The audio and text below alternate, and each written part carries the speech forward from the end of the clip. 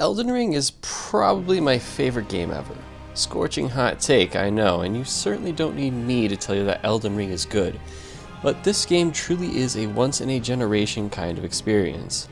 I could talk for hours about the world design, level design, combat mechanics, but right now, we're going to talk bosses. With the DLC having been out for a while now, my thoughts on each boss have had the chance to solidify. Today, I'm ranking every boss in the base game and Shadow of the Erdtree against one another. A few things before we begin. No Everjail Andes, cave-dwelling lowlives, or catacomb schmucks. Just great enemies, demigods, and legends for the base game and remembrances for the DLC. I extend my apologies to all fans of Demi-Human Queen Gillica. I mean, there's gotta be someone, right?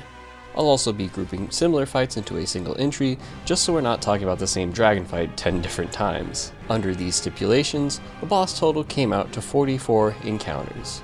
In order to best appreciate their mechanics, I defeated every boss on the list, melee only, no magic, no summons, as God intended. Just kidding. In reality, it's the best way to understand boss mechanics, and it's just how I like to play the game. I also tried my best to be at an appropriate power level for each encounter. One last thing before we begin. I want to shout out the fully grown Falling Star Beast, who, to my utter shock, does not receive great enemy billing. If this thing was eligible, I probably would have had him in the top 20 at least. It's that good.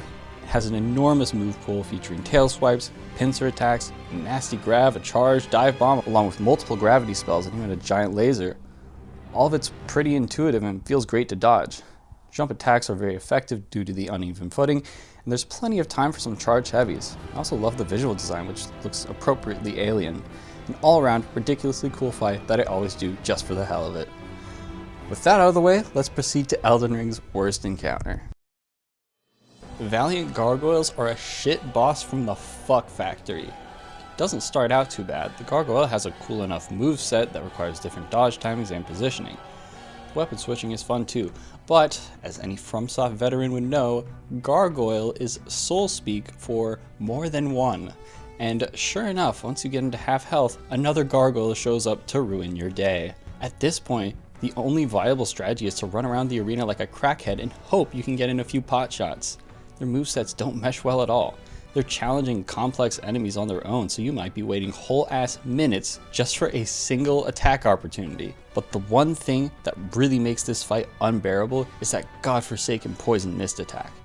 If you're not watching them both at all times, you're likely to get caught in this attack and die instantly. Another thing, why is there no tell for the poison mist? FromSoft, don't act like you haven't done this right before. If you do manage to kill the first gargoyle, you're left with a whole other gargoyle you've never seen before with a whole new moveset you have to learn. It's a neat moveset, sure, but you'll have the existential dread of dying and have to endure the gankerific garbage all over again, thereby extinguishing any enjoyment you could have possibly gleaned from this enemy. Yeah, so funny story, I didn't actually have a terrible time with these guys on my run for this video. I got a lucky riposte right when the second gargoyle came, my damage was pretty high, and they were actually giving me pretty good behavior. So, that got me thinking, maybe they're not as bad as I thought. So I went back and I fought them on a different character, and yeah, they were just as horrible as I remembered. So no bonus points, they're still the worst fight in the game. They're horrible, they're not good. They're probably the worst gank fight in any FromSoft game, which is saying quite a bit.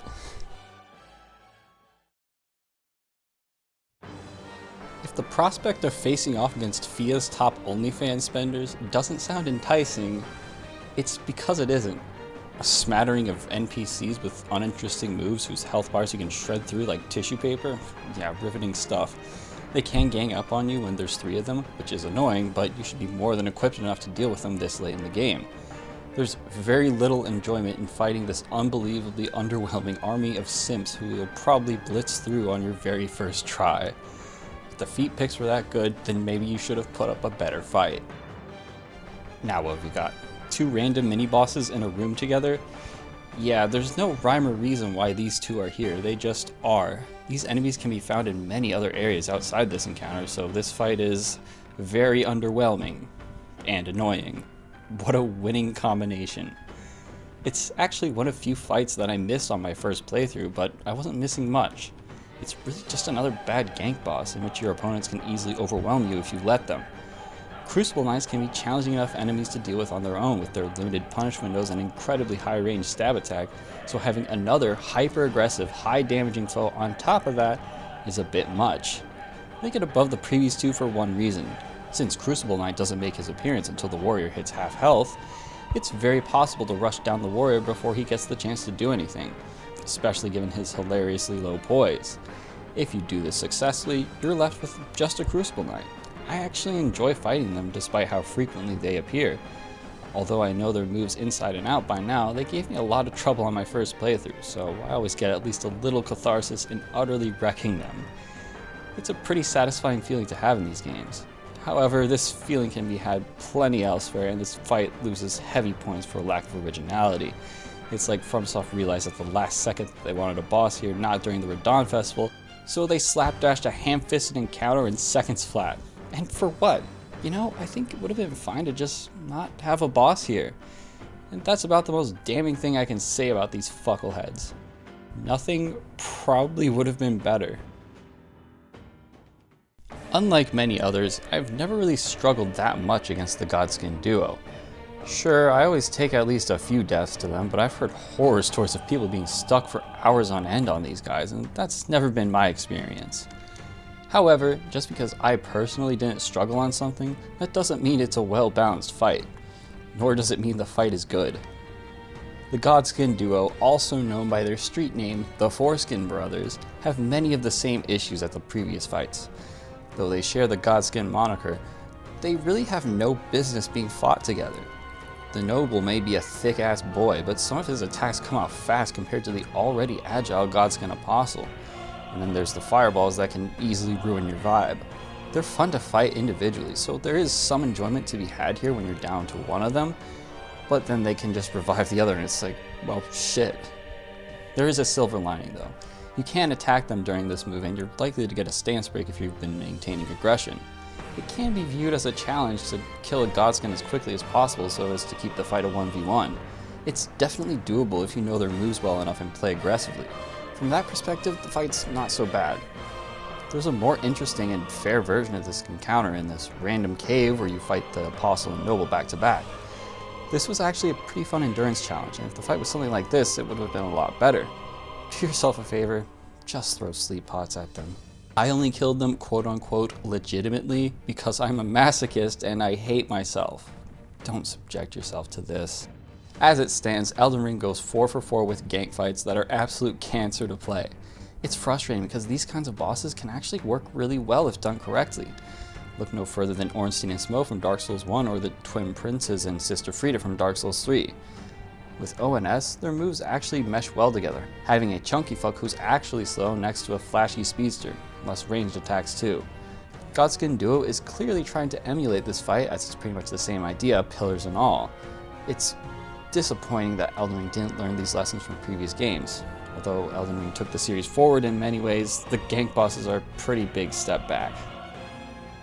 Mimic Tier has one good idea and one good idea only. You fight you. Your exact build, same weapons, spells, items, everything. Mirror duels are hardly a novel concept, we've had them as far back as Zelda 2 on the NES, but in a game with as many build options as Elden Ring, it means that this fight is sure to be different on each playthrough and across different players. That aspect makes it a little bit hard to judge mechanically. However, there is a glaring issue. You may be fighting yourself, but yourself is controlled by a computer, and you are controlled by you. And computers are fucking idiots. Souls combat is built in part upon this realization. The only way to make these great enemies and legendary god monsters actually threatening is to have their abilities far exceed yours. Because you're smart, you can recognize patterns, you can find gaps and punish accordingly. In other words, Souls combat is enemy based. It's all about observing an enemy's crazy, expansive, and punishing moveset and pushing the player's limited moveset to its absolute limit. The Mimic Tier skews this balance so far in your favor that it's not even funny. Hell, you can make it even more of a joke by unequipping everything before traversing the mist and re-equipping it afterwards, so this thing has to fight you with its bare fists. That's sad. And this thing gets to be a great enemy when he's easily outmatched by some hoe-ass cave dwellers? Give me a break. The Magma Wyrm is a pretty simple fight, and one that's hindered by its reuse. It reminds me of Quelaag due to the lava spewing, but it's not nearly as cool. You've just got to exploit positioning to your advantage, and you'll get plenty of time to whack away at it between its snail-paced melee attacks. Only thing to watch out for is its incredibly high damage, and this thing is technically a dragon. Wow, I guess that makes him the most underwhelming dragon fight maybe ever. Don't worry, we've got plenty of actually good dragon fights to go over later.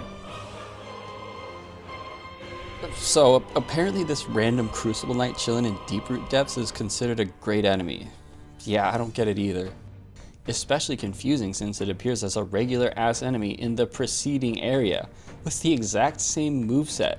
It's not bad or anything, I like fighting Crucible Knights, but it leaves me scratching my head as to why it's even here in the first place. Next. Leonine Misbegotten is one that I was way too overpowered for on my first playthrough. On subsequent runs, I discovered that he could be a pushover no matter what level you are. He actually seems like a daunting foe at first with his high damage and aggression. However, he's crippled by one fatal flaw: extremely low poise. Once you figure out how to best exploit this, he falls over like a house of cards. Continually breaking his poise leaves him unable to fight back, and once you get that first riposte, it's all but over for him. His lack of difficulty is forgivable due to appearing very early in the game, but it doesn't make for a memorable fight, especially given how much he appears throughout the game in just about every context imaginable. The Dragonkin Soldiers suffer a lot from the same problems as the Magma Wyrms, basic movesets and high damage being the only source of challenge. The vanilla variant in the Siofra River is pretty boring because of this. It only has a handful of relatively easy to dodge melee attacks, but if you do happen to get hit, which is likely since you've got a whole health bar to whittle down, you'll likely be one-shot by this point in the game, unless you've invested heavily in vigor. I think his damage was a little overtuned for appearing this early on. The Ancestor River variant fares a bit better, having some magic seasoning in the second half, but it's pretty easy to dodge, so it's not that big of a deal. Looks pretty though, and that's enough for it to be a good fight. There's also one of these guys chilling down in the Lake of Rot, which is very fun and cool. If constantly getting knocked off platforms and into a rot swamp is your idea of fun, you masochist. Don't bother fighting this one. The Ice Lightning one is cool, if mechanically a bit simple, but not substantive enough to compete with Elden Ring's stacked boss lineup. Sir Gideon Ofnir, the All-Knowing, is a rather unusual boss fight. It usually goes one of two ways. Either you kill him before he gets the chance to do anything, or he overwhelms you by casting every spell in the fucking game. He's got Glintstones, Glint Blades, Rykard's Flaming Skull, Mohg's Blood Flame. He's even got Malenia's Scarlet Bloomflower. The hell? It's not exactly the most well-balanced boss in the world, but it can be entertaining to watch him go nuts, especially since the magic in this game looks so good. Points for spectacle and because I find him to be an interesting character, but at the end of the day, he's little more than an interlude between two far more interesting encounters. The Ancestor Spirit is a great example of a fight that's mechanically simple but elevated greatly by its atmosphere. The arena, visual design, and music give this otherwise normal-ass beast boss an otherworldly, ethereal backdrop. Yeah, when I say normal, I mean it. It only has a handful of melee attacks and a stupidly easy-to-avoid magic jello attack. It also loses points for its reuse in the Regal variant. This really should have been a one-off, especially since its new attacks mostly serve to drag the fight out, such as its ability to heal and to teleport for literally no reason. Like, why would you do that? Just, why? However, soaking in that rich atmosphere is something I still remember fondly from my first playthrough, though I'd be lying if I said the magic hadn't worn off. Radagon may have broken Rennala's heart, but hey, at least she got to keep the dog in the divorce, until you show up to murder it. That's pretty messed up, actually. Anyways, this thing is the epitome of a glass cannon. It's fast, super aggressive, has high damaging spells and melee attacks, but it's very squishy. Attack opportunities can be hard to find, but luckily you won't need to find too many of them to claim victory. I like it. It's fast-paced, exciting, and rolling through its melee attacks is always fun. As a mid-dungeon boss, it's a great appetizer for the main Shard-Bearer course. Sith Lord Elemer of the Briar was pretty annoying on my first playthrough. He can use the Force to have his lightsaber strike you even when you're miles away from him. Good luck finding time to heal. However, after learning the fight better, I've warmed up to him a bit. You've just got to stay close to him when he does this and you'll be fine. He's also got an easy to dodge grab and a spinning thrust that's best countered with a forward dodge, oddly enough. Admittedly, I was a bit overpowered for this one since I tend to forget that the shaded castle even exists more often than not. But hey, he still managed to kill me a few times, proving that he's still a respectable fighter. Overall, this fight is a neat twist on the dude in armor trope that's prominent throughout the Souls series. I'm still salty about how he made me his bitch on my initial playthrough though. The fight against Commander Niall starts with a big peeping dose of bullshit. He summons 2 banished knights immediately upon entering the arena. Fighting just one of them can be a challenging endeavor, but dealing with 2 at once while a whole ass boss is not only attacking you but giving the other 2 stat buffs as well? Yeah, no thanks. I'll just use Stormcaller and deploy a tactical bubble tier. Hey, I only promised no magic or summons. Nobody said anything about busted ass weapon arts and big brain strategies. In this case at least. Trust me, trying to fight these guys with only R1s is not fun. Once you get past his goons, the fight's actually really fun. It's got a great atmosphere, seeing his flashy lightning attacks atop a snowy castle makes for a cool, unique aesthetic. He's relatively slow with plenty of punish windows. He's also got some super long range attacks. This includes a really scary sequence of frost attacks that ends with him taking a break for a bit. He's very well balanced and surprisingly forgiving. There's also a version of this fight in Caelid's Aeonian Swamp earlier in the game, where most of his goons can be trivialized with Torrent, though his moveset is a lot more basic and his rod attacks don't look nearly as cool as the lightning, so I'm actually not sure which one I prefer. In any case, I like his mechanics and visual design, but the hefty helping of gank tanks his placement significantly. It's hard to forget your first encounter with Agheel. You're minding your business, just getting started exploring the lands between, and then suddenly, bam, dragon. Good luck. This is the fight that sold me on horseback combat on my first playthrough.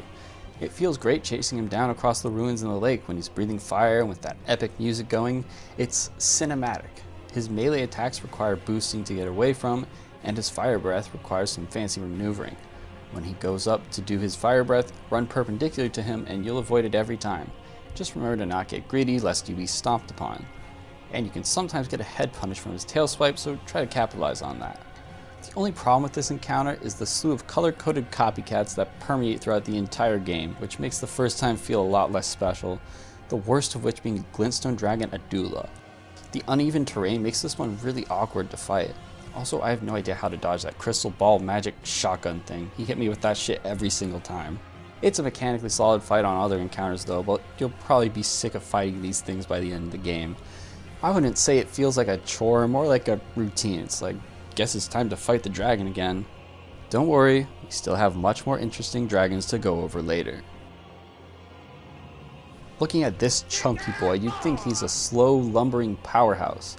While he does have some delayed attacks, he'll also pull out some quick stabs that come out so fast you'd think he's from Sekiro. His slash always comes out faster than I anticipate. Make sure your dodges are as horizontal as possible so as to not turn into a shish kebab. He will hit you with his delayed stab if you try to go backwards. The range is crazy. Also, watch out for his literal fat rolling in the second half. This shit looks ridiculous, but you won't be laughing when he turns you into a pancake twice or even 3 times over. He rolls for a long time. The best strategy is to get him stuck on a pillar and just wait it out. It's not always possible though, so you'll probably have to dodge it multiple times, and doing so is not always the easiest thing in the world. Also, his rejection spell is kind of BS in terms of reaction speed. It doesn't do that much damage, so it's not too big of a deal, just kind of annoying. Despite these attacks, I enjoy fighting the Noble. Their lore is also rather disturbing. His fat suit is indeed made from human flesh. Same goes for the Apostle's robe. Gets even more icky when you know their weapons are named the Godskin Stitcher and Peeler, 2 verbs you do not want to be mentioned in the same breath as skin. I'm about to rank the first DLC boss, so real quick, I want to give my thoughts on the expansion as a whole. I loved Shadow of the Erdtree. It felt like playing Elden Ring for the first time all over again. The world design was incredible, so many areas layered on top of each other that it felt like a puzzle just figuring out how to get around, one that's incredibly satisfying to solve. Level design is top notch, especially the Shadow Keep, with a plethora of fun new weapons and talismans to try out. And of course, the boss fights were spectacular. I don't entirely understand the difficulty complaints. With a couple exceptions, they felt about as challenging as the fights in the base game, though some were obviously harder than others. Point is, the boss roster is stacked, with possibly one exception. That being Commander Gaius, who is almost completely ruined by one stupid move. This godforsaken, jank-ass charge attack has caused me unjust pain and suffering and is easily one of the worst attacks in the entire game. The hitbox is ginormous, to the point where I have trouble distinguishing between a successful and unsuccessful dodge. Oh, and the commander can whip it out at a moment's notice, so you might not have time to dodge at all. The damage is inconsistent as well, completing the confounding cocktail of cocks. Every fight against Commander Gaius becomes a guessing game with fun questions such as, am I going to dodge the charge attack? Is it going to do some of my health or all of my health? Is he going to spam it over and over again, leaving me no time to counterattack? Isn't this fun? But other than that, the fight's pretty good. If RNGesus smiles upon you, you can have a great time fighting the commander. I particularly like his wombo combo since it forces me to think about my positioning. I feel like a god gamer when I dodge it all, and I'm rewarded with a charged heavy opening for my mastery. His other attacks feel pretty good too. Phase 2 is a bit more iffy since Gaius gets some unpunishable gravity spells added to his repertoire, but nothing outright unfair.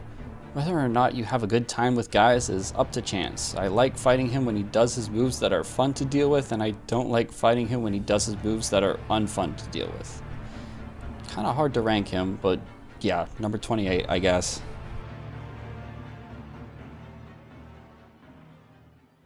Lichdragon Fortissax is one of the few major bosses that I missed on my first playthrough. When I finally got around to fighting him, it was this really cool, somewhat secret thing, and I really liked it. But to be honest, I really don't enjoy this one too much on replays. Visually, it's quite the spectacle, but fighting him feels kind of awkward. I don't like the double hitboxes on the claws. I don't like how sometimes I randomly don't get the damage bonus even though I clearly hit his head. Second phase can also drag a bit since he likes to do a bunch of unpunishable attacks all in a row. Camera could be better. There's a lot of issues. However, there are some things that I appreciate about this fight. When it comes to dragon fights in these games, there's always the question of whether to go for the head or the body. With Lichdragon Fortissax, the answer is both. After his bites and claw swipes, it's best to go for the head. After his fire breath and roars, attacking the body is your best bet. I should also mention that this boss is based on Lanisex, who's chilling in the Altus Plateau, and whoo boy, this fight sucks. The horrible fighting terrain brings us to levels of jank you wouldn't think possible. Get ready for some of the worst camera spasms known to man, making jump attacks unbelievably awkward to execute. You just have to hope the dragon doesn't fall into the hole. In that case, the fight turns into an even bigger clusterfuck, and you might as well just put the controller down and go touch some grass. Even if you know the moveset inside and out, something out of your control is bound to happen. This is the worst dragon fight, it sucks, it's horrible, I don't like it. Fortissax is cool though. Tree Sentinel is likely to be the first enemy the player encounters after being unleashed upon the lands between. For better or worse, FromSoft sure got a lot of mileage out of this enemy. Not that I mind it too much since they're fun to fight. Loretta may just be another Tree Sentinel reskin, but she has enough going for her to deserve her own entry in my opinion. It's like fighting a Tree Sentinel with some magic sprinkles, though I didn't even realize it was a reskin on my first playthrough, so that says something about her design. Tactics are the same as when fighting the regular Sentinel. You should be trying to get behind her as much as possible. It's a matter of knowing when her combos are finished and punishing her accordingly. Just be wary of the mule kick from the horse. You've got to be ready for her halberd lightsaber attacks though. These attacks will melt even the girthiest endgame health bars, but they also provide some of the best attack opportunities. I was able to get off charged heavies for both of these. Dodging all of her magic can prove to be quite a handful as well, as she tends to cast much more in the second half. Since her glint blades are delayed, you have to play things pretty carefully. It can be pretty intense. It's fun, fast-paced, moderate challenge. Spinny attack is fun to dodge. The horse has a fat dump truck ass. Good fight. Although the base moveset is reused, the alterations are enough to be worthy of the difficulty you'd expect from a mid-boss in an optional endgame dungeon. Design-wise, Metyr is great.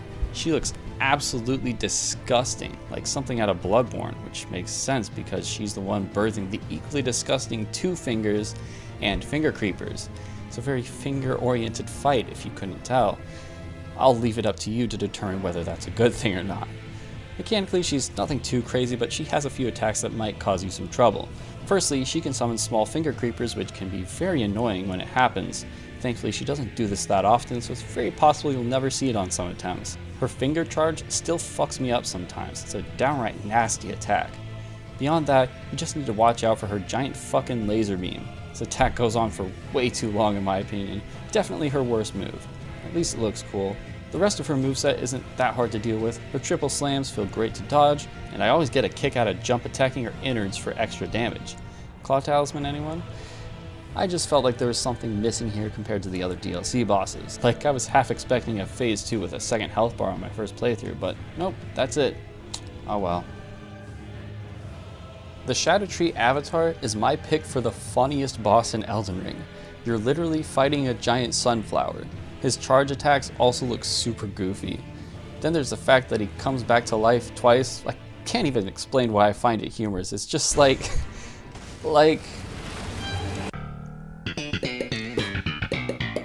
The fight delivers on mechanics as well. He has a variety of slams, sweeps, headbutts, and magic attacks that do a good job of keeping you on your toes. The thorn attacks can be hard to dodge as well, made more difficult by their ability to inflict bleed. The aforementioned charge attack always trips me up a bit, and after phase 2, he gets these magic explosions, which can also be cumbersome to deal with. One important thing to note is that the head takes increased damage, so your offense should be centered on that. Thankfully, he gives you plenty of opportunities to hit his head, so you should be fine if your dodges are on point. Jump attacks work well here, so be sure to bring your Claw Talisman. The Sunflower is a little on the easy side though, probably the easiest or second easiest fight in the DLC, but his diverse moveset and generally likable nature is enough to make him a great fight.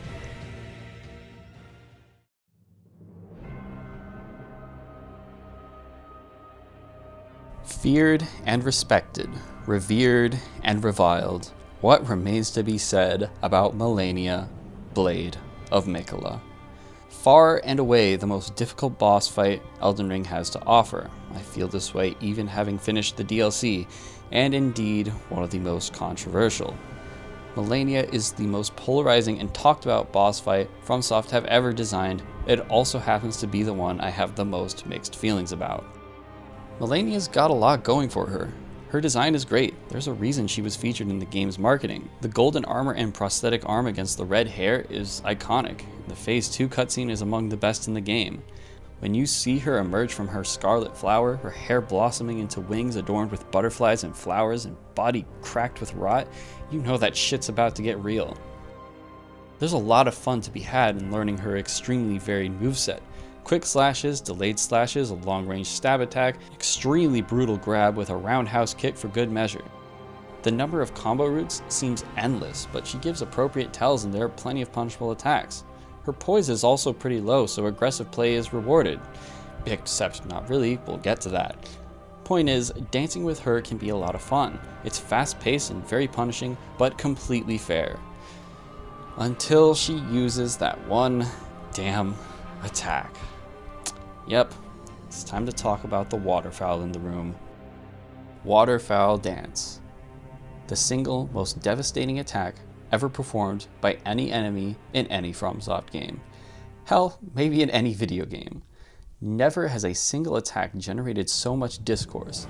Malenia leaps into the air and unleashes a nigh unavoidable combo of lightning fast sword slashes that will likely kill you from full health if you get caught in any of it.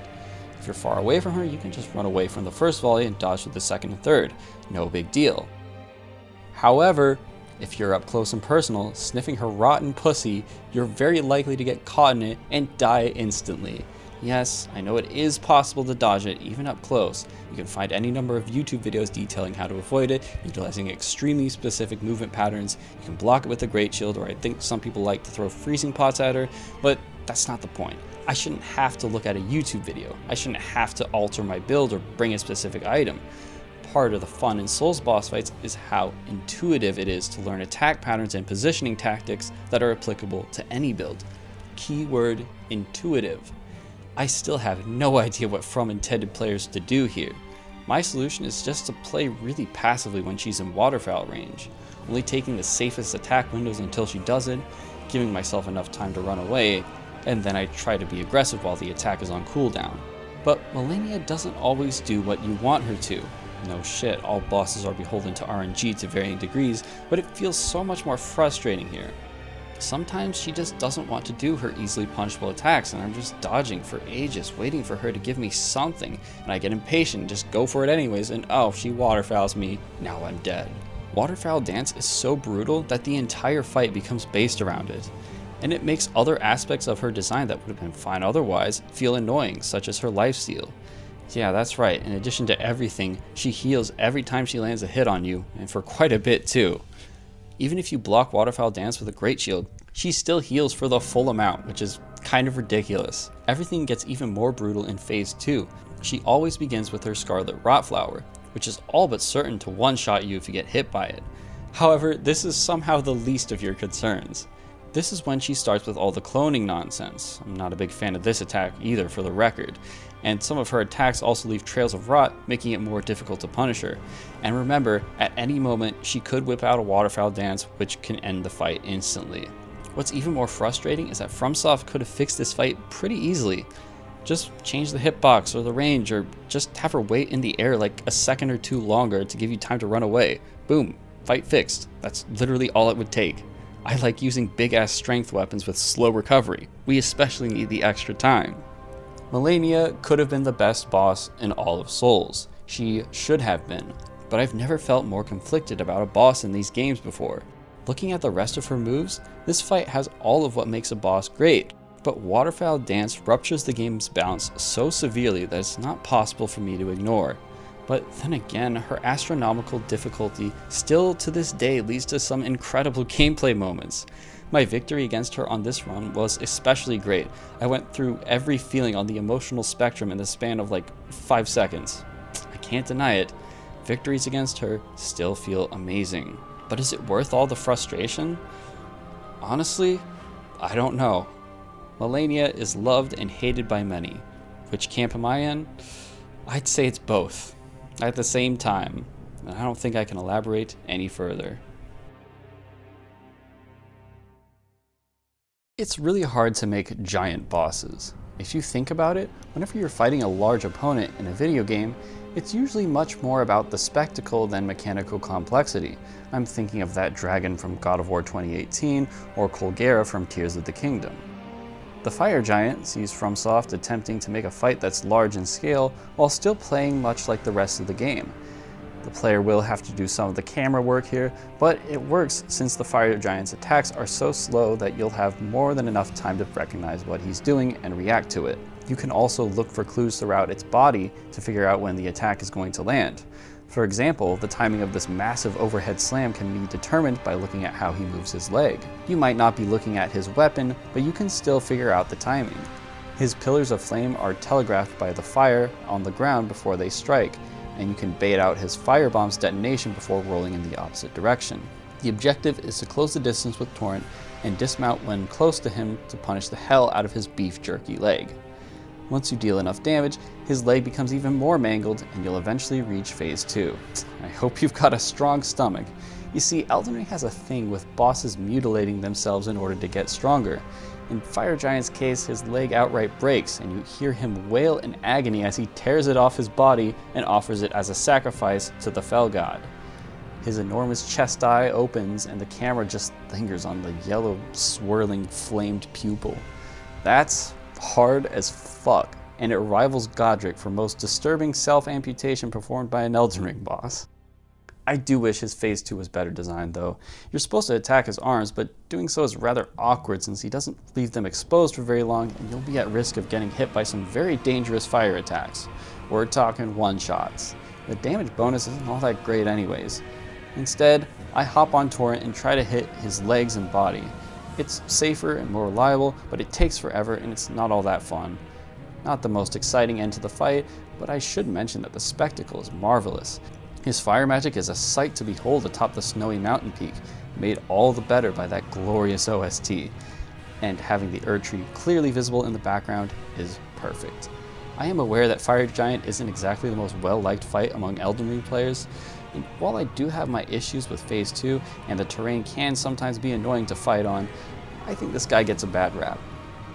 The first phase is really great, and it's placed perfectly in the game, not needing to clear a dungeon to fight him and being right before one of the most important moments in the story. It might not be perfect, but I respect him for being a solid effort at making a large-scale boss that offers both style and substance. Rennala is probably the easiest Shardbearer to defeat. However, she has quite a bit going for her both visually and mechanically. First phase is underwhelming though. It's just Deacons of the Deep, but somehow even easier. Only thing good about it is the atmosphere and soundtrack. Nah, Rennala places this high for the second phase. The arena is stunningly gorgeous, the music is beautiful, and the magic looks great, as always. The spells are fun to dodge as well, especially her giant friggin' laser. Always love the visual cue on that one. It's pretty unique among Souls fights too. It's not every day that you fight a mage as a boss, and even rarer for it to be actually fun. She's far better than the likes of Dark Souls 3's Crystal Sage, for instance. It's also pretty sad if you know the lore, since Rennala is not exactly a villainous figure. After Radagon left her, she was so overcome with grief that she appears to have gone insane. You're only fighting her for her Great Rune. She bears no ill will towards the Tarnished at all, which adds a layer of tragedy to the encounter. She loses points for being very easy at the lackluster first phase, but it's still a great fight to end a great dungeon. And now, my preferred half of the Godskin Duo. The Godskin Apostle is a highly agile enemy. The gaps in his moveset can be hard to find, but they are there. His jumping attack and delayed swipe are always punishable, as is his Black Fireball. He's very aggressive too, so your dodges have to be on point. I've heard a few people refer to Souls combat as feeling like a dance, and that's definitely true for this encounter. In his second phase, he gets all of his stretchy abilities. Side note, I really appreciate just how creative each enemy's movesets are in Elden Ring. Like, what other boss has an extendable torso? Anyways, he gets some more AoE attacks, some of which can be dodged through for punishes. I was even able to get off a cheeky R2 after his windmill. This is a very fun fight that I enjoyed doing a little bit underleveled, and finding him at the bottom of Kayla's Divine Tower on my first playthrough was a pretty memorable moment. The Apostle provides a fast-paced duel with some magic flavoring, earning him a spot in the upper half of Elden Ring's bosses. Lurking at the lowest point of the entire map, at the bottom of the Lake of Rot, lies Astel. You can see partially formed variants of these things in parts of the Ancient River, but seeing the fully grown variant is a sight to behold. This thing looks both creepy and otherworldly, like Orphan of Kos with pincers and gravity magic. The fight itself is a rather strange one. Part of the challenge is being able to hit him in the first place, since he's constantly moving backwards. I found jump attacks to be most effective here, so be sure to bring your trusty claw talisman, as if I'd ever forget. Astel isn't one of the harder fights in the game, but he does have a few tricks up his sleeve. His grab attack is pretty hard to dodge, and it's likely to kill you from full health. His Meteor Rain can also be difficult to avoid. The other attacks aren't so bad. His long-range Tail Slam can be avoided if you stay close to him, and you'll get a sizable counterattack opportunity. Watch his AoE magic as it can hit up to 4 times, dodge his bites, and jump attack, jump attack, jump attack to victory. Did I mention that I love jump attacks? This is a really cool fight, but I have to ask, why is there another Astel just chilling in some backwater cave? Part of what makes the original Astel so great is that it's this mystical being in one of the most remote and forsaken places in the world at the tail end of a side quest that spans nearly half of the game. There should not have been a second Astel. The game literally calls him a legend. This doesn't affect the ranking too much, it's just something I had to point out. Astel is still a great fight in terms of both visual design and gameplay. Maliketh is a weird one for me. I've always loved the first half against the Beast Clergyman. It's a fast-paced fight done almost perfectly. His aggression is relentless, but there are clear attack opportunities and many instances where you can use clever positioning to your advantage. I particularly like his ground carving attack. That one's really fun to dodge through. Phase 2 is where things get a little complicated. Great cutscene, one of the best designed characters in the game, and I love how he pulls the titular Black Blade out of himself. Maliketh is incredibly fast and aggressive with the insane damage you'd expect from an endgame boss. Also, you really don't want to get hit by his black sword beams. Not only will they deal damage, not only will they drain your health, but they'll reduce your max HP as well. Jeez, you think that's enough? That's just the tip of the iceberg though. My main issue with Maliketh is the lack of punishable attacks. I found that I can punish him during his overhead slam and after his spinny slash, and that's about it. I'm sure I could better optimize this fight if I invested more time into it, but I don't feel this way about the other bosses. I've heard this complaint before about Elden Ring bosses in general, the lack of punishable attacks, and this is one of the only fights where I can kind of see where they're coming from. It's not one particular attack that I have an issue with necessarily, though the range on his AoE blast is a little excessive. It's just that I always feel like I'm on defense and it's hardly ever safe to hit him. I remember having a better time with him playing as a dex build, so maybe that's the way to go, but I shouldn't have to play a specific build just to have fun. Your one shred of mercy is his low health. Good thing too, if he was any tankier he'd probably be way down the list. Actually, if he had more health but also more punishable attacks, he'd rank a lot higher. Bam, fix your fight, FromSoft. I accept cash. Anyways, Phase 1 is amazing, Phase 2 is quite flawed but still has some vibes. I'd say that puts him somewhere in the realm of good? Great? Maybe? Yeah, we'll go with great.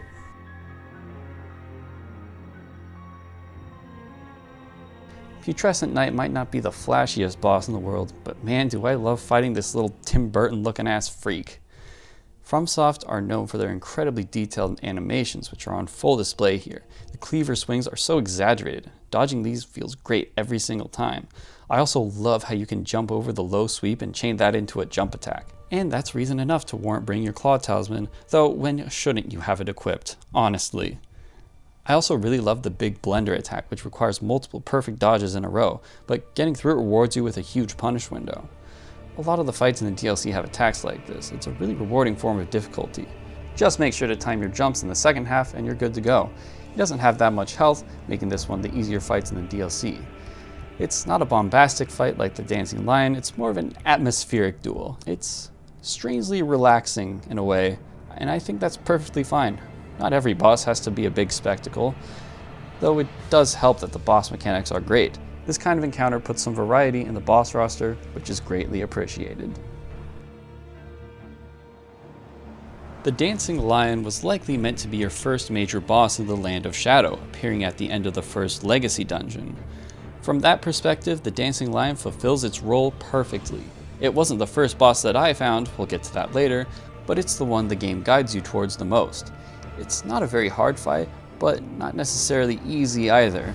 It's got a great creepy design with a fantastically foreboding intro cutscene, and the visuals are nothing short of pure cinema. A boss switching elements is not exactly a new idea, but it's done extremely well. The weather effects add a lot to the atmosphere, it's super epic. In addition to a color-coded breath and corresponding status ailments, you'll have to deal with multiple charges, quick snaps, an expertly telegraphed bite grab that heals the lion if you get hit by it. Also, the attack where he spins his breath in the circle always gets me. It's not that hard to dodge, but I always think I can greed in hits and I end up getting hit myself. There's gotta be a way to do it better. However, FromSoft unfortunately pulled another Astel with this guy. This big important spectacle boss fight was shamelessly reused as an overworld boss in the ancient ruins of Rao. Even worse, it summons basilisks. It doesn't affect the ranking that much, but this is an absolutely baffling design choice. I cannot believe this is actually in the game. Questionable reincorporation aside, the Dancing Lion, the good version, is really good, if a little on the easier side. It can be a bit of a camera boss, which is unfortunate, but it's still great. Okay, so this ended up being pretty long, so I'm going to call things here for today. There's 15 bosses left, so I'll be working on that. I'll try to have it out as soon as possible, but in the meantime, thank you very much for watching. Be sure to let me know if you had a better or worse time against any of these bosses. Love to hear from you, so make sure to like, comment, subscribe if you enjoyed the video. So yeah, peace.